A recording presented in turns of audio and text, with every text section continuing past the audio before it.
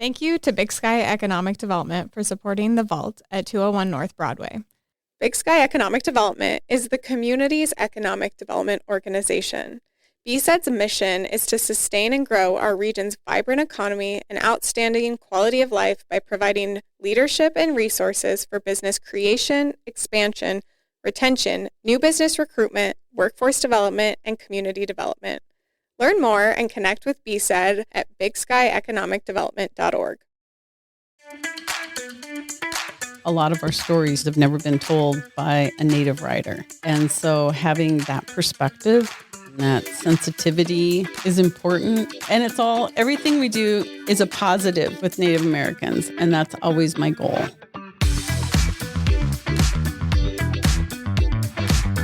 The following is a Big Sky Economic Development production.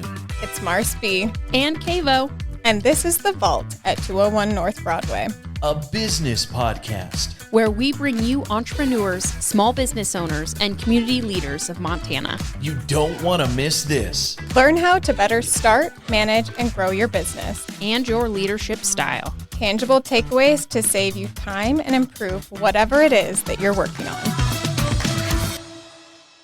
You're listening to The Vault. Joining us today on The Vault is Debbie with Keya Advertising. Yay, We're thanks for happy to having have me. you here. Like we do with every guest, we want to know, what was your upbringing? What kind of inspired your life to go the way it is? How far back do you want me to go? The beginning. We do love a beginning. Yeah. Okay. And it's fun to have you here because you're also one of our board members. So I think, we'll get into You that get to later. know everything about me. It's fun. We've had a few of you on, so. That's good. Oh, let's see. The beginning. All right. So my family is from Fort Peck Reservation up in Wolf Point. And I was the third in line. And at the time when my mom was pregnant with me was relocation. A lot of people don't know about that. Back in the 60s, they were taking people from the reservation to a big city to learn different business skills or school or cabinet making or something like that. And so my parents signed up and we moved to San Francisco. Oh, wow. Like that is cities. way different. Yeah. So I was born in San Francisco and my dad was in this cabinetry program. It was a 2-year program. And he went 1 year and then they quit the funding. Oh, no. So he started working all kinds of different jobs. And then my little brother was born in Oakland. And then after he was born, he's like 2 years younger than me. Then we all moved back to Wolf Point, Fort Peck Reservation. And then when I was in first grade, we moved to Billings. 2 weeks into the school, that's when I started at Bitterroot. Oh, Okay. wow. In the Okay. Heights. Okay. Yeah. And I guess what was really different for me, just being around my family, growing up on the reservation, that in first grade, they were going around the classroom and, there was huge classrooms back in the day. I think there was probably about 40 kids in the class. And they asked, what was your favorite food? And I'm going, oh, I got this. No one is saying it. This is so awesome. Uh-huh. So they go through the classroom and, they say pizza, hamburgers, blah, blah, blah. And they get to me and I'm like, cow guts. And everyone starts laughing and I was just like, tripe.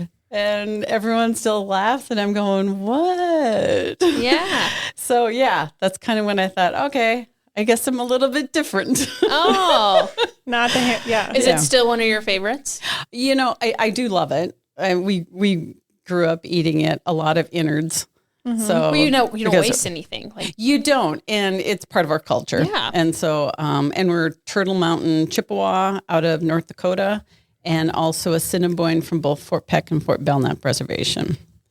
So, and then after Bitterroot, moved on to Lincoln. That was when it was a junior high. Okay. And then moved on to Billings Senior and graduated from there. And then right out of high school, my mind was always set on going to college. And so of us siblings, I was the first one to just head off and continue to go through college and received, took me a little while. My first degree is in business finance, Took me about 6 years and a lot of partying and college things. Yeah. And I picked the degree because I was 4 years in, didn't know what I wanted to do. And my boyfriend at the time was in business and he's like, oh, business is fun. And I'm like, okay. And no one in my family was ever in business, but I thought, oh, I might as well try it. And I like numbers. So, I mean, to me, it made sense to go into finance, but my GPA wasn't that great. So then when I graduated, I got married right out of college. I met my ex, Andy. His last year of college, I had another year to go. And so when I graduated, I just moved with him, and he worked at 3M company out of Minneapolis, St. Paul. Wow. Mm-hmm. And so then from there, we just moved around. From our first location together was in Camarillo, California, then El Paso, Texas. Each place was 6 to 9 months, just about a year, some of them. Oh, man, that's so hard on you. Mm-hmm. And just getting a finance degree. So each place I'm like, oh, maybe they'll, maybe someone will want me and I can work in a bank. I want to be a bank president. Yeah. And everyone's like, no. Isn't it funny when you graduate and Yeah, you have these high expectations. So like in El Paso, Texas, I was working at the Zenith plant, shipping and receiving way in the back. And people were like stealing TVs, and it was just, but the people were really cool. But so, and then from there we moved to Rockford, Illinois, which is right by Chicago. We were there for just about a year, and I started at a bank as a bank teller and moved up to being short-term loans. And of course I made it really short because I left 3 months later. And then we moved back to Minneapolis, St. Paul, lived there for a little while. And then we moved on to Lexington, Kentucky.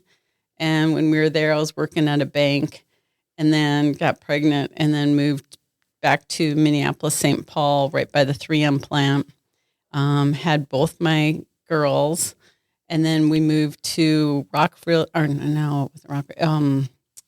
in South Dakota, Brookings, South Dakota.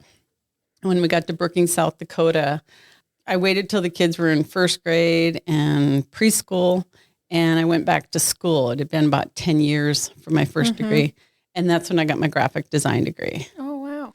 And so what led you to pick that? So you took finance, and then you got great experience of different places and work experience. What led from finance to graphic design? I loved art all through elementary, junior high, and high school.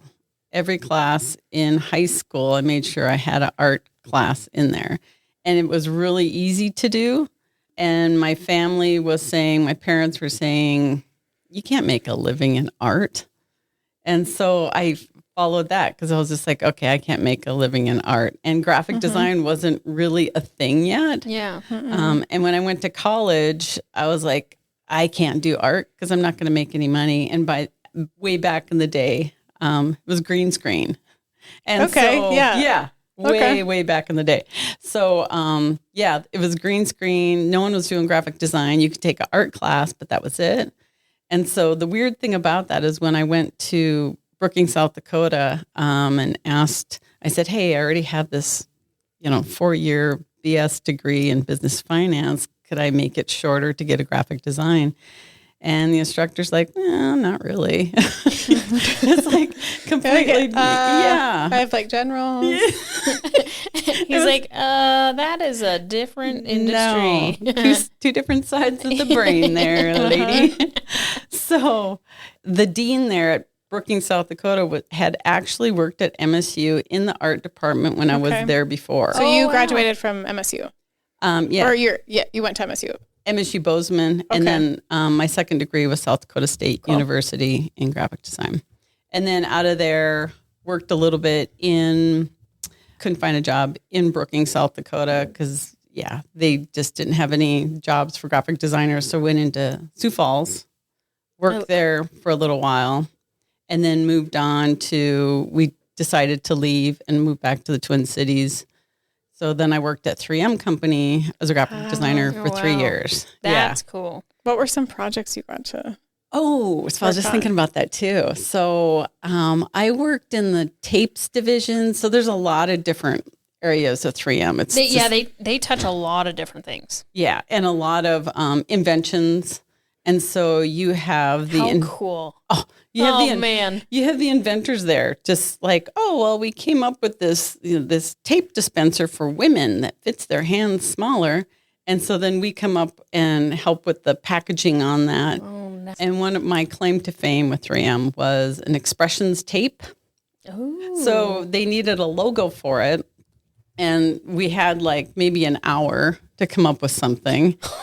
And they chose my design and they still use it. Oh my gosh. I know. Wow. Okay, We're going to have to look that up. I'm looking right? it up right now. Okay. Yeah. So the X, it's a colored tape, and the X on expressions is tape. Oh, Yeah. clever. Okay. Yeah. How fun. And they still use it today. Yeah. So I take my You kids should be in and so go, proud of that. I would be like, I did this. Thank you so much. I did some different illustrations too, but that was my claim to fame. Was the Oh my God. expressions tape. Okay. Yeah. Cool. Okay. Yeah. Yep. You've probably seen it. Mm-hmm. Yep. That's awesome. That's Yep. so cool. Used nationwide. Everyone, this That's is so cool. Scotch tape. So if you don't understand like what we're talking about, this is like a household Look it name. up. You So have cool. it in your cabinet somewhere. Oh, what they say about 3M, there's about 50 products in your house that are 3M. You just don't know it. So Yeah. Scotch tape, Post-its, a lot of different packaging. Like I worked on the Futuro line, which is Ace. Oh, okay. Ace bandages. Oh, okay. So Cool. yeah, there's so much. You just I can't feel like even they do keep a ton. Or Oh, like yeah. some of their stuff was like an accidental, but now it's big kind of situation. Invention, right? Didn't they have some things that they like were inventing, they accidentally made, but then now they're like a big selling. Oh, product. so are you talking about the Post-its? Yes. Yeah. Isn't that the Post-it story? Yeah. Okay. That's what I thought. That's the Post-it story. Whenever- And then they use like sand, and I mean they do all kinds of really cool stuff. Whenever I think about Post-its, I always think of like Remy and Michelle's like high school reunion when she's like, I created Post-its. Oh, that's funny. So Yeah. you worked there, you're getting Yep. to design. Is there a team of you? Like, what was that like, that experience? So I wasn't hired into 3M. I was treated like an employee, but I was working through Shock, this other company. So what they would hire us on, and then we'd work on site and pretty much be a 3M'er, and we'd have our own badges, all that stuff.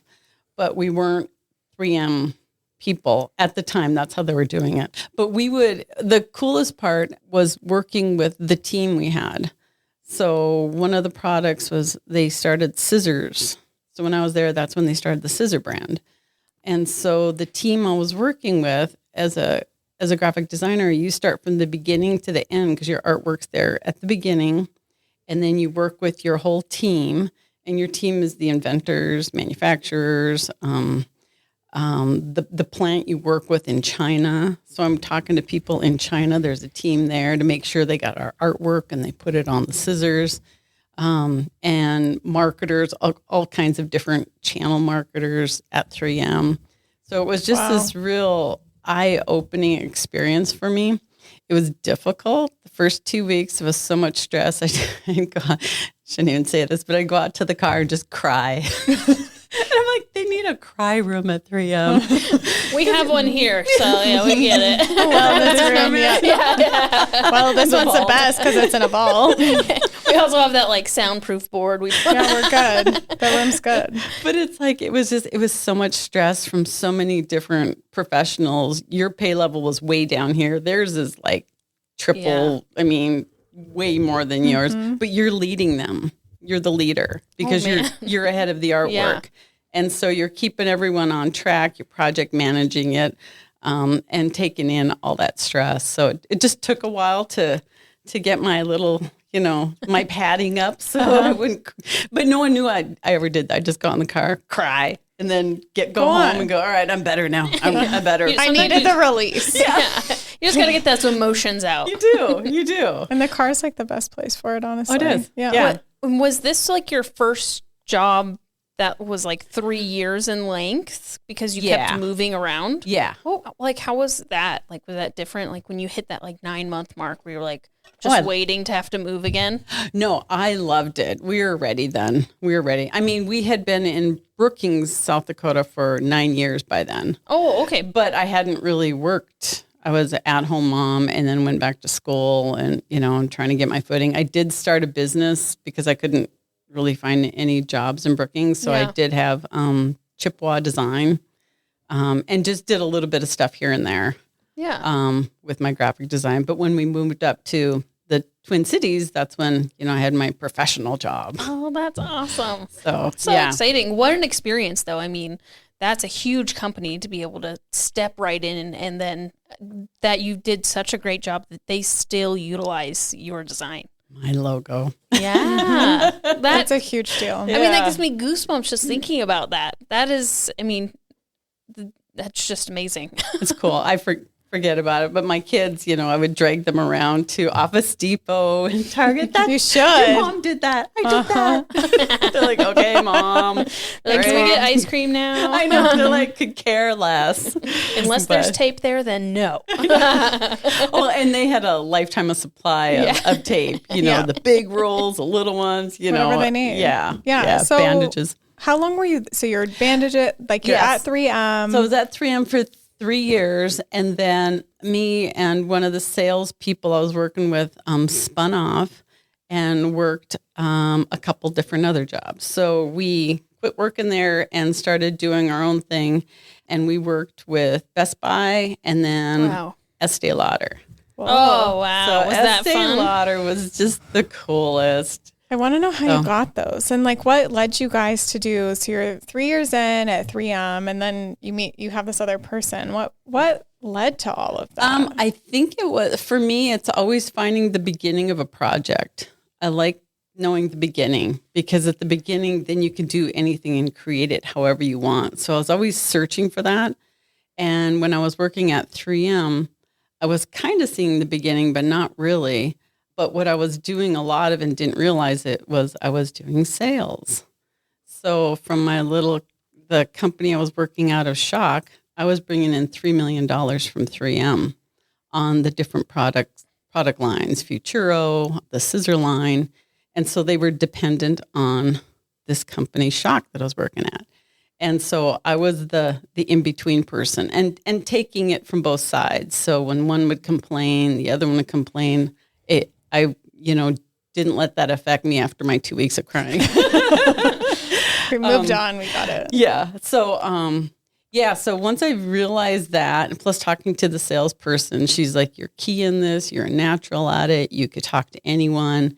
We should really, here's what we could do. So she kind of opened my eyes to figuring out how to work with other companies and start from the beginning. And so that's what we did. And that was pretty much what we did with Estee Lauder.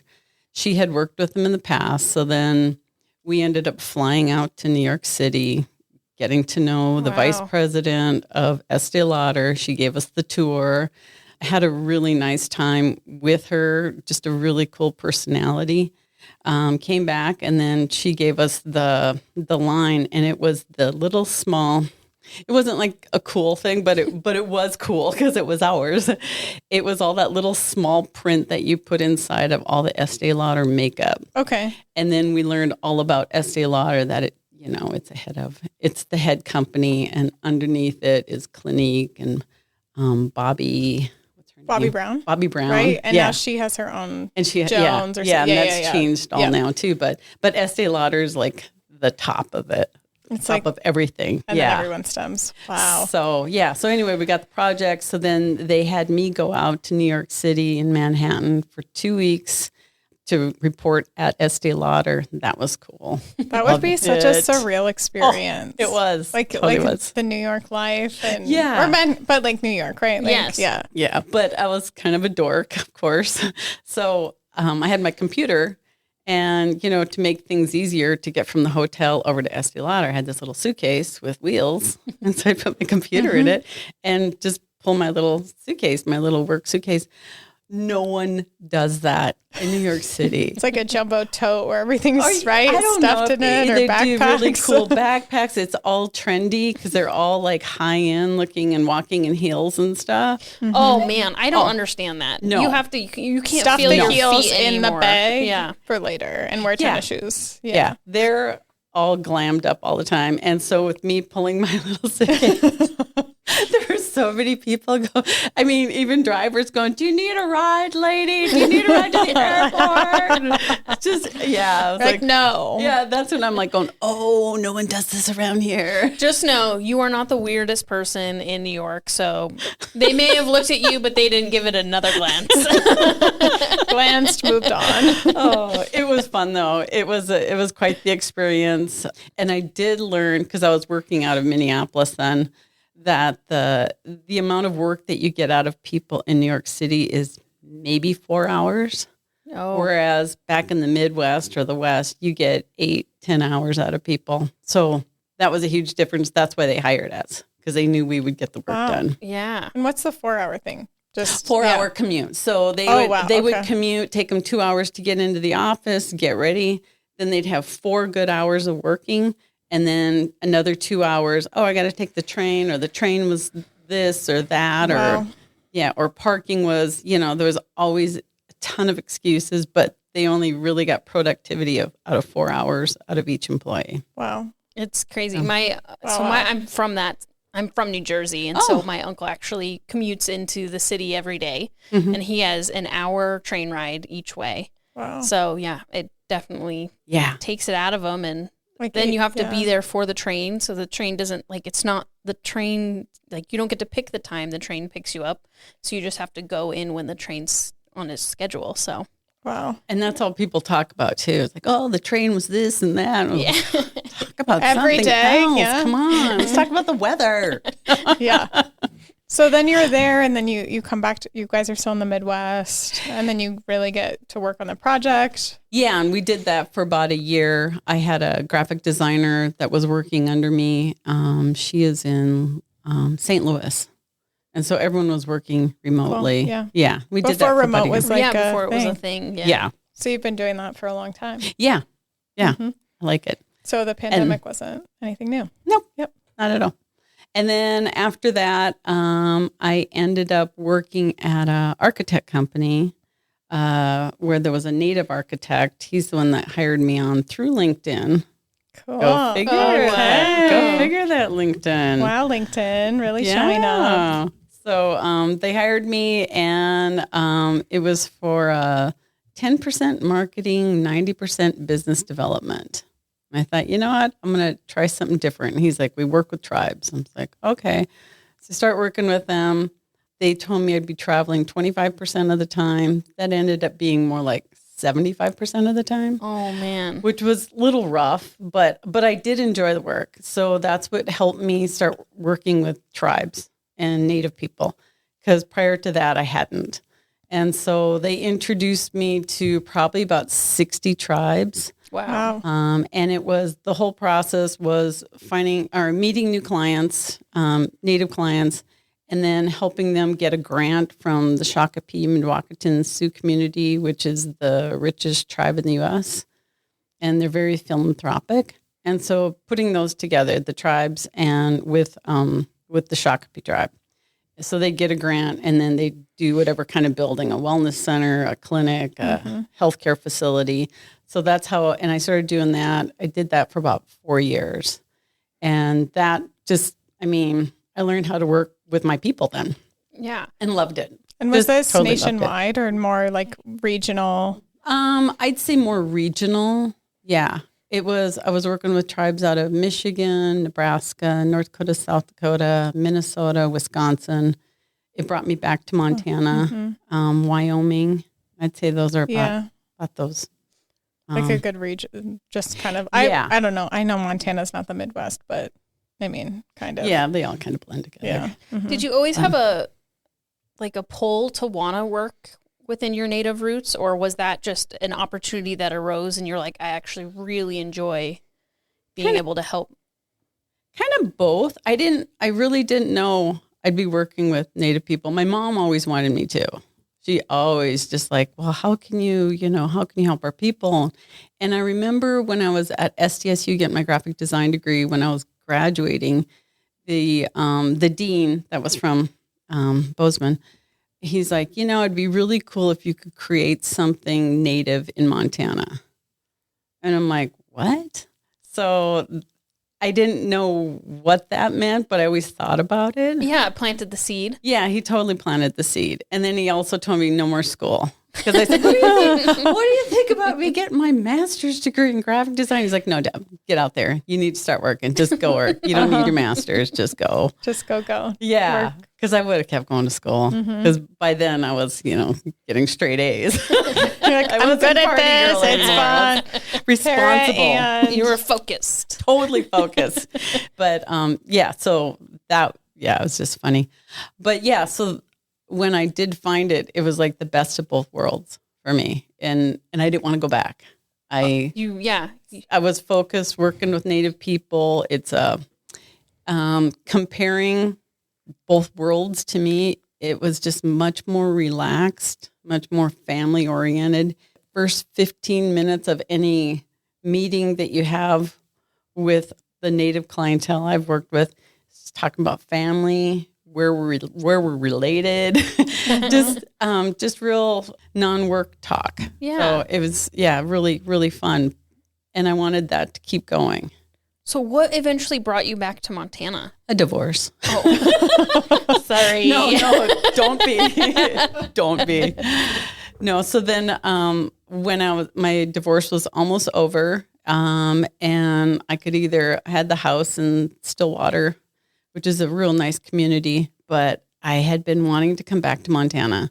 I was working back here a little bit with different architect projects and didn't know I was kind of paving my way. And then it just hit me one day and I was like, oh, nothing's holding me back. I could go back to Montana. Yeah. And so I went through NADC and they had their AICS that just started up, which is their for-profit arm of, I don't remember what AICS meant. I don't know if anymore. Yeah, I don't either. We'll have to look it up because they're acronyms. We're acronyms. I know. We're just like acronyms everywhere. We all live NADC, and that's the Native American Development Corporation. For those listening, American Indian Consulting Services. There you go. Oh, cool. So they hired me on as a contractor and helped pay my way to move back here. And then from there, I just started contracting, doing all kinds of different things. So when I started with them, I'm like, okay, well, what do you guys want me to do? I can do all this stuff. Let's do this. And so they asked me to help them with grant writing for Shakopee Tribe, nice. Offer that. And where's that tribe out of? It's right. So it is right south, or it's south of Minneapolis. Okay. Like 10 miles. Okay. So, and it used to be, just the background on that, used to be a bingo parlor, one of the biggest bingo areas. Oh, wow. In Love the 80s. A good game of bingo. Me too. Yeah. In the 80s. And then when legislation changed, they were able to turn into the first casino. Oh, wow. And they're so close to Minneapolis and St. Paul, the whole city comes down, and they kind of rebuilt that whole area that their tribe is at, but then also rebuilt with another tribe, Mille Lacs tribe, out of Minnesota, the first, because that's cool. I didn't know that. I didn't know that either. That's good history. The university. IDS? No. University of Minnesota. Okay. St. Paul. No, Patrick's going to tisk us, our fellow Minnesota coworker. I know. The Gopher Stadium. Oh, okay. Yeah. Cool. So they rebuilt the Gopher Stadium. Oh, wow. And that's where they have concerts and all that. I went to the U2 concert there. Yeah. So, they're very philanthropic, but they also take care of the whole city. So they take care of their really area. Cool tribe. Yeah. Yeah. Yeah. And they have they were the first. And now look at what they're doing. That's amazing. Yeah. They're a cool tribe. So then you engaged with them when you were in Montana a little bit? So then I helped a couple tribes write some grants, one of them being the Wind River out of Wyoming. Mm-hmm. They wrote a grant to reduce some of their clinics there. So they rebuilt, I think, 3 of the clinics down there. Wow. And then we went on this private tour. It's super fun. And then we went around when I took Wind River as a contractor, took them around to 5 different reservations between Minnesota, Wisconsin, and Michigan. And it was like 5 days. Super fun. Really cool to see all the really cool projects out there. Like a whirlwind of a trip. Yeah, that Shakopee paid for. Wow. So, yeah. Oh, but good to awesome. Like learn from others and see other things that were happening to maybe bring it back to other areas. Oh, yeah. I think coming back here with the knowledge base I have of what the other tribes have done, that was kind of the premise of starting Native Wellness.Life magazine. Oh, I was just about to ask about that. So let's talk about Native Wellness.Life. Okay. So we started that, my big brother and I, 6 years ago. And the idea behind that was best practices of sharing best practices of the different tribes that we knew and that we wanted to learn more about also, because there's 564 tribes out there. Wow. I think it's 574. 574. My bad. I only have it because I have it written down here to ask you about it. And Little Shell was the 574th. Oh, wow. Okay. So, and my brother had been editor of Airman Magazine. He was in the Air Force for 24 years. And he retired. And then with me moving back here, we started talking about how we could work together. Him being this award-winning writer and me being a graphic designer. And a pretty great graphic designer. Thank you. But his writing level. So then when we started, he's like, all right, it's going to be a monthly magazine. And he goes, we're going to be 6 months. I said, monthly magazine, that's going to be so hard to like keep up with. And he's like, oh no, Deb, we're going to be like 6 months ahead. You could do all this other stuff because we're going to be 6 months ahead. You're like, you could do, I'm like, okay, all right, cool. We were never, ever, let's get the one issue and then we'll get the next. Yeah, it never happened, but we tried. But his writing is on such a high level. He had won awards. I was just reading, I think like 24 awards. Oh, wow. Wow. That's like, wow. He's an amazing writer. He's very creative. When we were growing up, he was just, always doing magic shows and making us lip sync songs when our parents were gone. He sounds like a fun guy. And like creative. Yeah, huge plays. I mean, that we'd practice at the beginning of the summer and then show it at the end of the summer. Wow. We had you like in line. Yeah, and we'd do posters and advertise. I love it. It's hilarious, yeah. But yeah, so then when we started writing the magazine, he sent, our process was he'd write it. It's like a research paper. Each, there was 21 pages in our magazine. He'd be writing 6 research papers is how he would explain it to me. So he'd be researching the heck out of these. He gets up 4 a.m. He'd start writing at 5. He just goes all day. He's just a machine. And so he'd be sending me these stories when we started. I didn't know what to expect, so I'd just get these Word docs. And then I'm like, okay. And he goes, well, now you get to design. You've been wanting to design. Now just get going. Let's go. And you're like, okay. I gave you the content. I know. Here you go. He's like, I don't know. Do whatever you want. You're ahead of it. Do what you want. And so I was like, okay. And so he kind of had to guide me along and help me lay it out when we started. And then I was trying to do it all in Illustrator, which is really funny because I love Illustrator. I can think, breathe, everything with Illustrator. My brain just works with Illustrator. And he's like, Deb, after about 6 months, he's like, no, you got to get on InDesign. I go, yeah, no, I'm going to do Illustrator. And he goes, no, you're not. So he ended up flying up.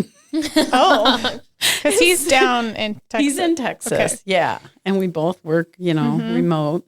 And so he flies up, stands by me and goes, okay, now get on InDesign. Let's do this. We're just going to lay one out in InDesign. And so he pushed me along and now I wouldn't do it any other way. So it took me 6 months and, then the next 5 That's a lot to years. learn though, like a new program and Because you think, I mean, it's and you're like used writing. to the buttons and everything. Yeah, it's like your brain and your fingers and a pen writing. The same thing as with a program, and it comes out in your hands. And I could design with my mouse, my right hand, I can design pretty much anything. I try to use the pen, I can't. I have to use the mouse. There's just weird things that, that happen. But yeah, so he got me onto InDesign, and I'm so glad because then that's what works for us. But these stories he'd send me, oh my gosh, like I said, they were a super high level. So when someone's writing at that high of a level and the emotion that came out when he's writing it, and he wouldn't tell me he's like, oh, here's the topic. And then I'd get these Word docs and start reading them and just start crying. Yeah. Because he's hitting it. He's nailing it. And then I call him up afterwards. I'm like, wow, I just bawled my eyes out. He's like, good. Good. We got the emotion that I wanted to evoke. I'm like, now how do I design this? You can't just go halfway. Yeah. Just about cuss. Sorry. You can curse on here. It's okay. Can you? Yeah. Awesome. Okay. If it comes out. We've had Nick Steen on, so. Yeah. His was colorful. Okay.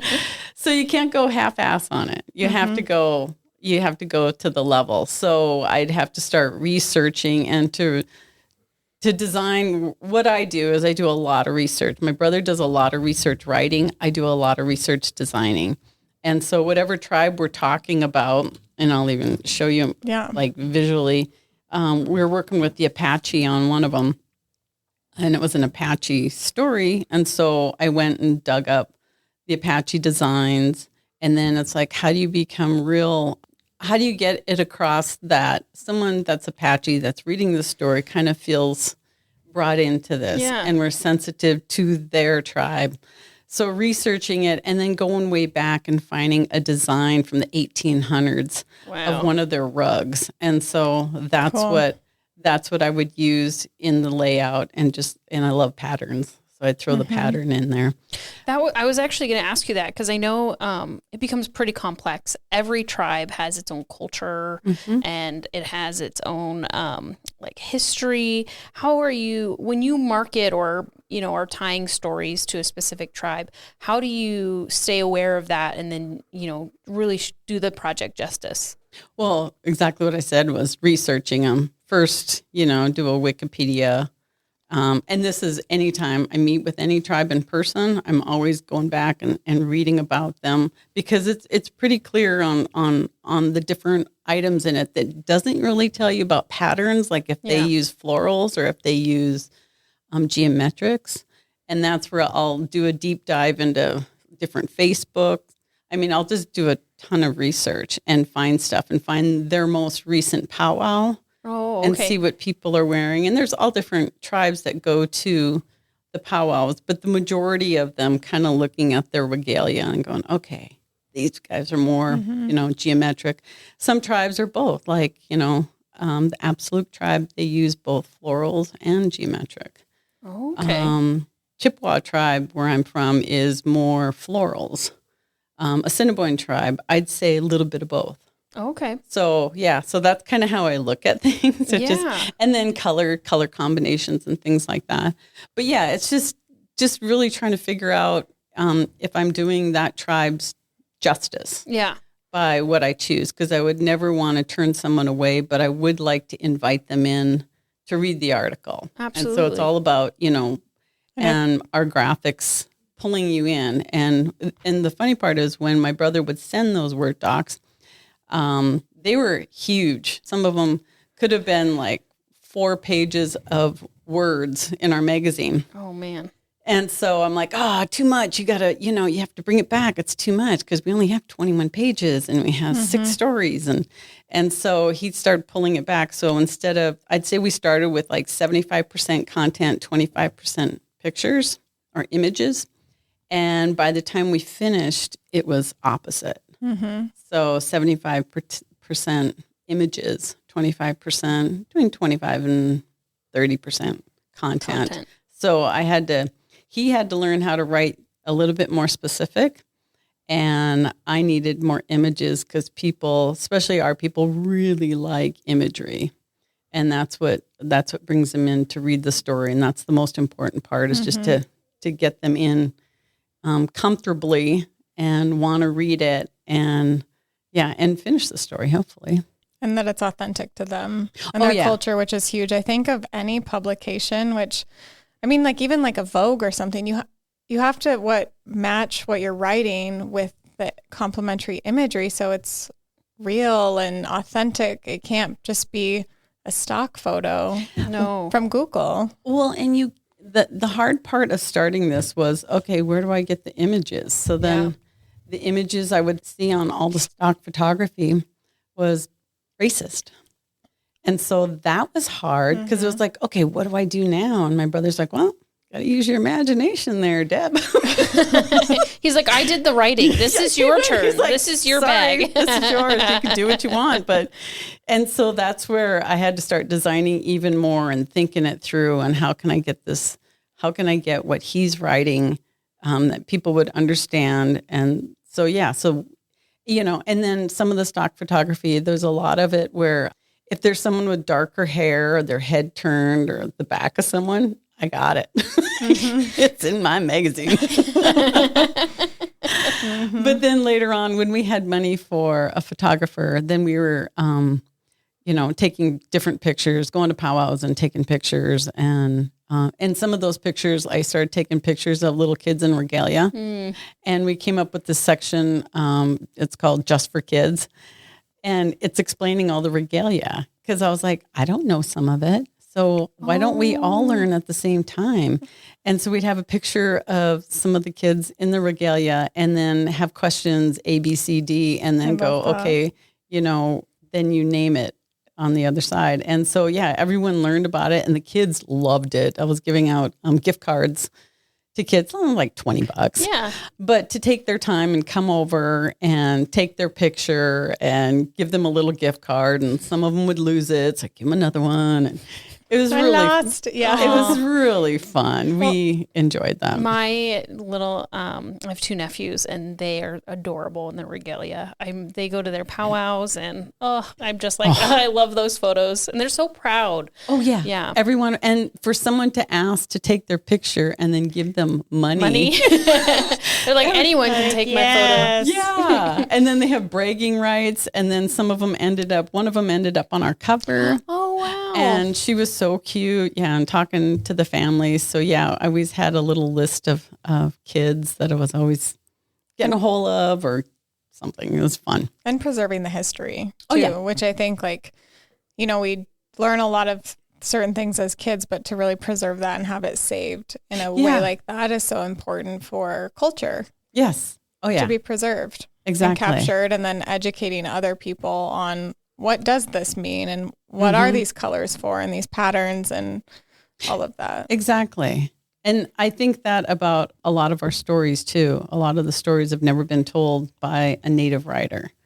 And so having that perspective and that sensitivity to our culture and, is important. And that's what we took on for 6 years. So it was very special to us, very passionate about it.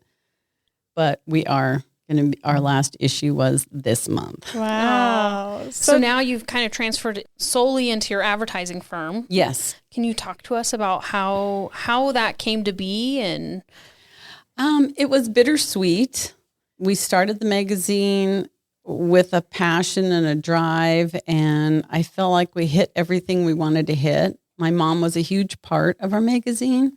So the recipes, a lot of the culture, any of the culture questions, I'd run it by her. Yeah.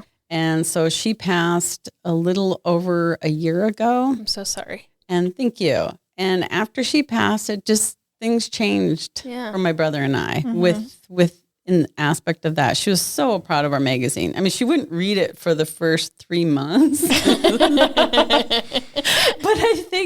I think her thinking was going, oh my gosh, my kids, they started this magazine. And I know she was looking at it like one of our plays when we were a kid, like, oh, these kids. What are they doing? Yeah, what are they doing? And then I think she was just scared.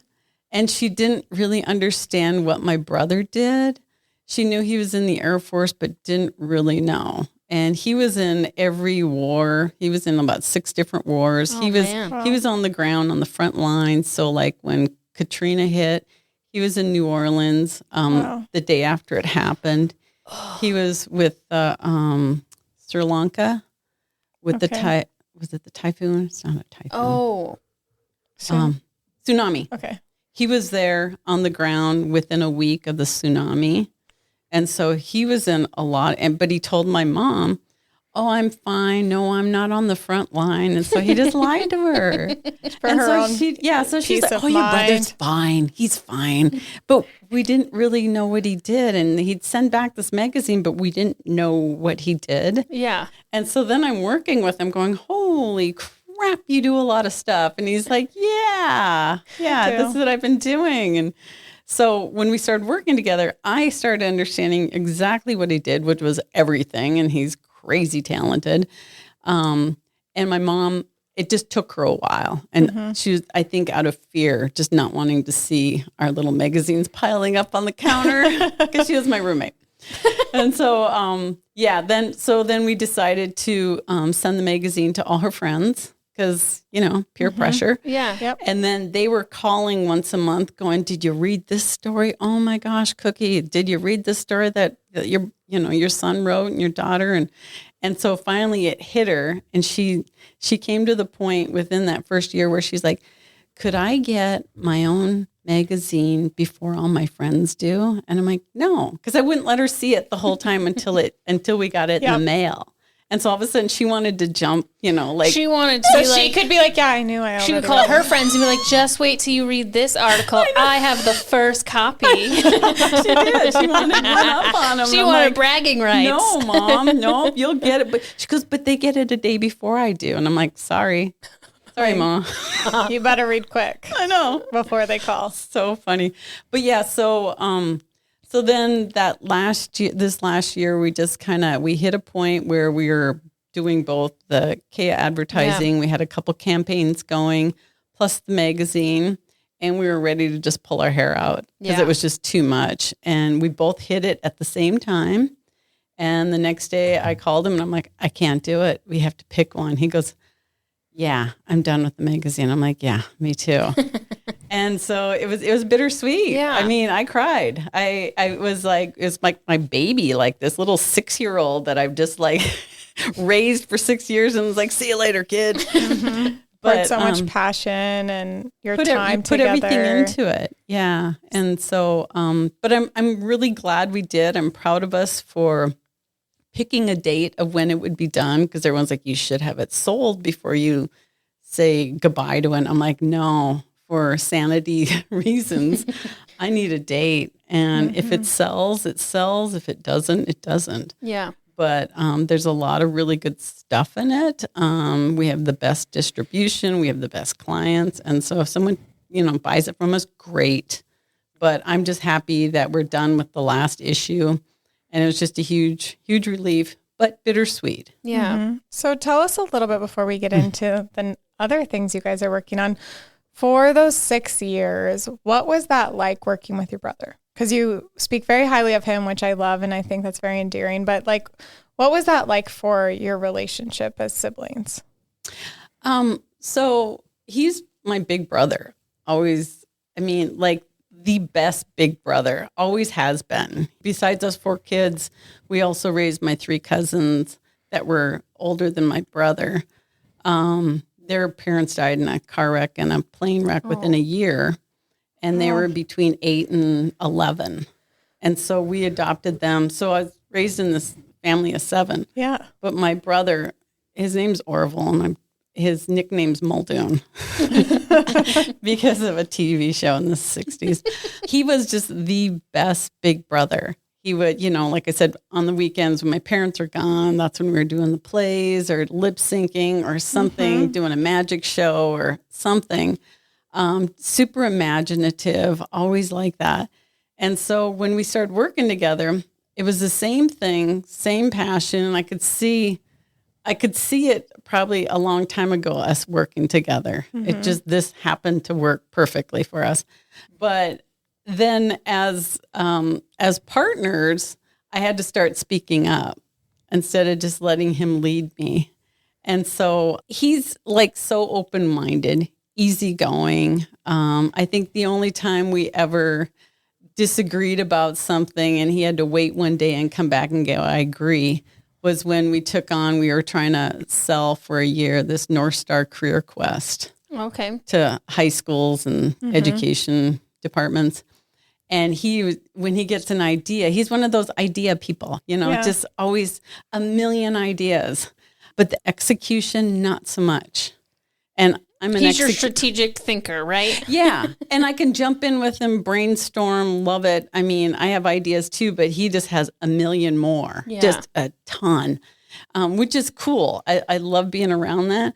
But then when you're working with someone and they keep having more ideas of different businesses you could keep doing and adding on, it came to the point where I'm like, stop, no more. Like, I know what we would have to do to get there. Yeah, you're the executing person. Yeah, and I can't, and I was like stressing out. I'm like, well, when you throw all those ideas, when we've got a magazine, we got this advertising and you want this other thing, I'm like, I can't handle it. And so, so we had to tone that down. Just had to tone that down. Reality a little bit. Yeah. But other than that, I mean, he's a great partner to work with. I mean, I feel lucky, super lucky. And he's just, he's great.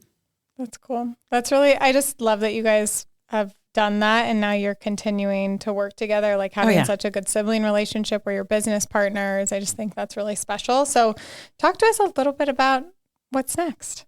What's next? What are you guys working on? Because I know you've done some cool campaigns too for youth, which I think would be fun for you to talk about too.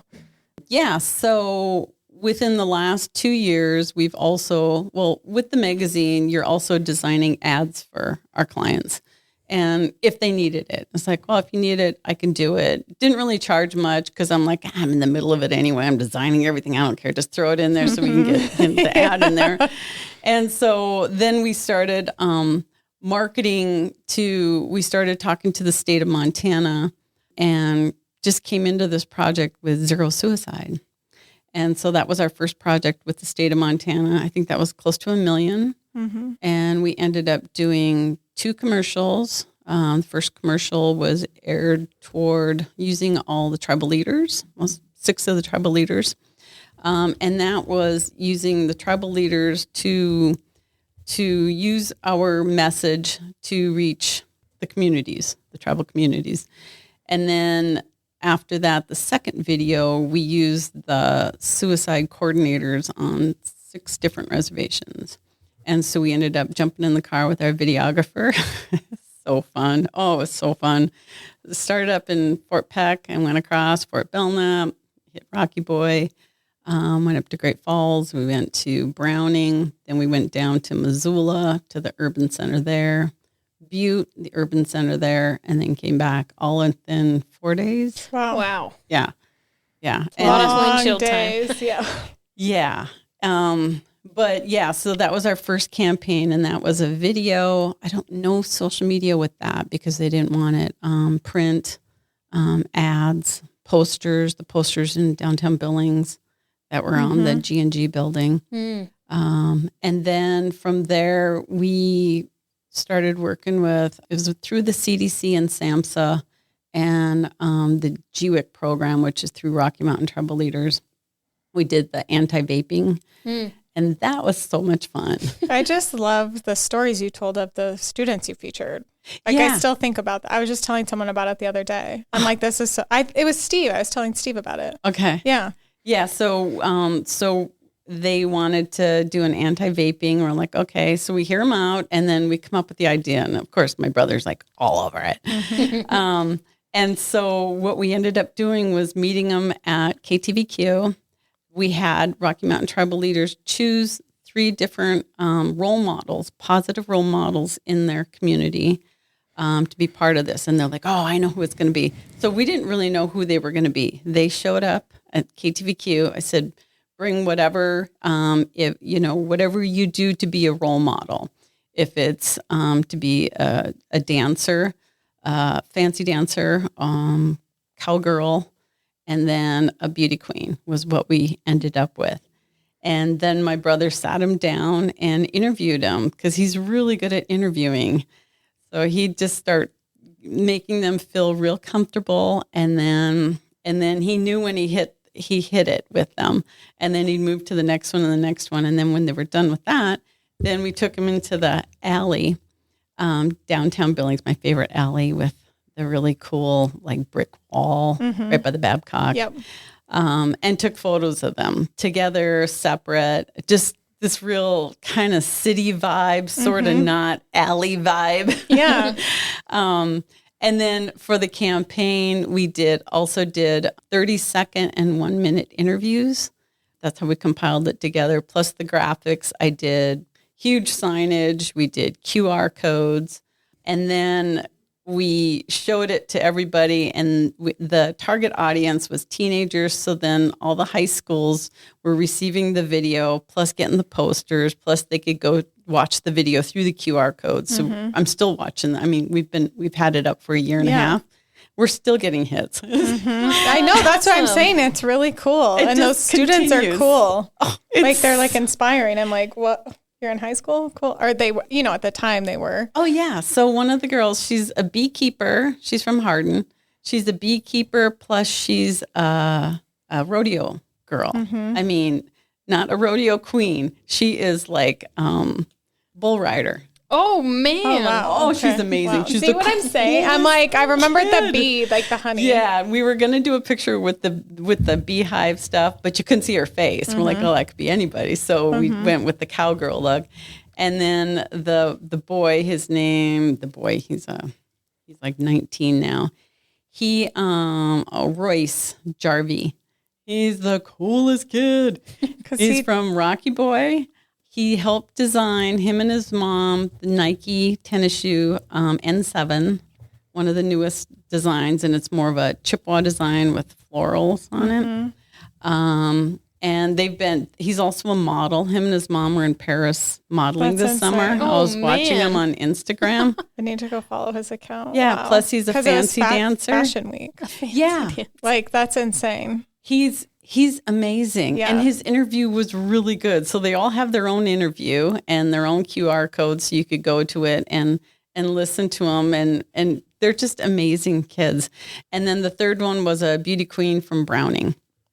So, but yeah, we had so much fun. But yeah, and then, here's the big part, the analytics from it. So our vaping commercials were considered PSAs. And so Paramount Plus picks a PSA once a year to show at the halftime of the Super Bowl. And so Royce Jarvie was chosen to be shown at the halftime Super Bowl in the area that we're at. So Montana. Yeah. We got 500,000 hits. Wow. Wow. That's amazing. Yeah. So were you just going crazy, like looking at the hits come in? So it went through KTVQ because that's where our QR code went. We didn't know it was going to be shown until afterwards. Then she told us. It's like, what? That's amazing. So yeah, just super proud of that campaign. Which you should. I just think that's such a cool campaign, and like you're bringing in students and just sharing their stories and highlighting the cool things that they're doing. I love that. I love that campaign that you talked about. I think it's so cool. Yeah, thank you. And it's everything we do in the magazine and our campaigns is a positive with Native Americans. And that's always my goal. Yeah, because they're doing like designing for Nike, doing Paris fashion. That's insane. No one knows about cool. it. Yeah. And they should just be so proud of, like, I hope he's so proud. Oh, yeah. I'm like, kid, like you're doing huge things. Like you're going places, and I think like any kid at that age going to Paris Fashion Week is like just amazing. Yeah. Yeah. And it's super humble. All of them are just very, very humble. But so when we hear stories like that, or if we could get them in any of our campaigns, we're all over it. Student from Montana. I just think that's so cool. So tell us now, like, what are you guys working on now that the magazine is, the last issue's done? We have, so we're looking into, with Keya Advertising, we're doing both looking for local, state, and government contracting. So we spent a lot of time with Govology learning, both my brother and I. So, and we came really close to a campaign with the Virgin Islands. Oh, wow. Just found out last week we didn't get it. But at least you went through that experience. Yeah. And now, Exactly. And so we have the template. We're ready to go. But they liked all our stuff. They just found a local design company there. So, but yeah. And then we just got word that we're going to be working with a group out of Helena. And what they do is have, they work with kids that have a hardship for food. Okay. So, and it'll be a whole video series. So cool. they just got a funder last week. That's an impactful project. Yeah, super excited about it. But yeah, so now we're just looking for more projects. We're kind of in that in between where we just finished the magazine and we can breathe again before you go full bore and find those new exciting projects. Yeah, tying up loose ends and then moving forward to everything. But yeah, we're very, very excited about what's to come. That is exciting. And the government contracting will be just lots of unique opportunities within that world. Yeah, it will. And we're ready to go nationwide. As with our magazine, we were nationwide. And we're going to be hitting up all those clients of ours. Yeah. At one time, we had 100,000 readership. Wow. With our magazine. Wow. That's amazing. Yeah. That's so cool. You have had a crazy, awesome life with a lot of different experiences coming through it. So we really appreciate you coming on today and sharing more all about it. And before we end each episode, we do like to have some rapid fire questions, but we'll get to those right after a word from our sponsor. Big thanks to the Small Business Development Center for sponsoring The Vault at 201 North Broadway. The SBDC is an incredible resource for small business owners, offering free one-on-one counseling, business plan support, market research, financial projections, and much more. Whether you're just starting out or looking to grow, they're here to help your business succeed. Reach out to us at bigsky.economicdevelopment.org. Okay, so we're coming back for our rapid fire questions, and we say rapid-ish. My first one is, what's your go-to daily ritual or habit for health? I have to have something planned the night before of what I'm going to do the next day. If I don't, things fall apart. I love that. But I go to Black Orchid and do the hot cycling. Cool. At least 4 times a week. Good for you. Wow. Good for you. Kicks my butt, and I make myself, if I can, go in the front row because dang it. Then you're like, extra. I can work out with these 20-year-olds. Sometimes I feel like I'm hallucinating and they'll do the strobe lights and I'm going, oh man, what's going on here? Yeah. I've not ever tried that, but I love that you do it. That's really cool. It's so fun. Yeah. Yeah. My rapid fire question would be, what advice would you give to other Native entrepreneurs who want to start businesses? Go for it. Figure out your books though. Figure out what you want to do. Figure out your whole plan of attack and have some money stored up because it's not free. Yeah. And it's hard to get funding when you start a new business. Yes. I would echo that. Very hard. Yeah. We thought, oh yeah, there's going to be all this funding out there. They're like, no.